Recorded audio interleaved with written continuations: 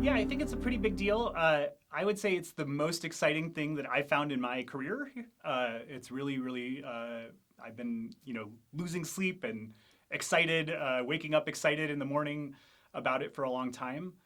I'm Anil Seth. I'm a professor of physics and astronomy at the University of Utah, and I work on hunting for black holes at the centers of galaxies. So we found 7 stars at the center of Omega Centauri that are moving so fast they have to be bound to a massive black hole, and that black hole is smaller than any black hole we've previously found.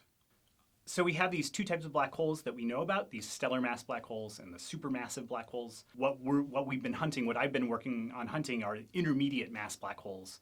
And these are black holes that are between those 2 masses. Since we found supermassive black holes and been able to measure them, the question of what the lowest mass black holes has always kind of been with us.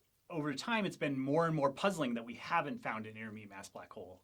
So when I first started working on this, I think a lot of people assumed, oh, we'll find them soon, eventually. And that was maybe 15, 20 years ago. I think it's going to have a pretty big impact on the field because it is a unique finding. It's the lowest mass black hole that we really have strong evidence for.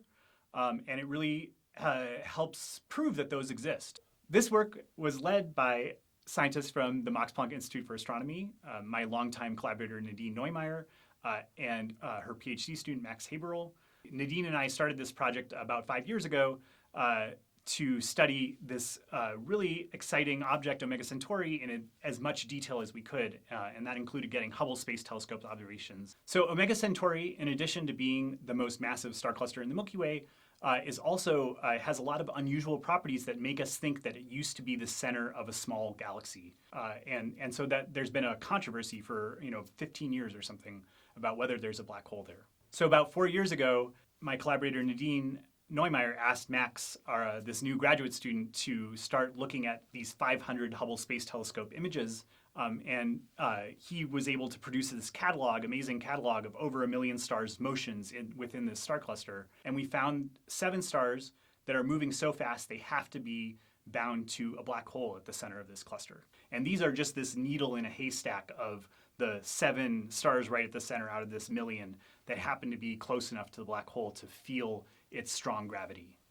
Our original finding was found with the Hubble Space Telescope, but we're now going to get data from the James Webb Space Telescope. And I led a proposal last winter that allows us to track the motions not just on the plane of the sky like we've done so far, but the motion towards or away from us.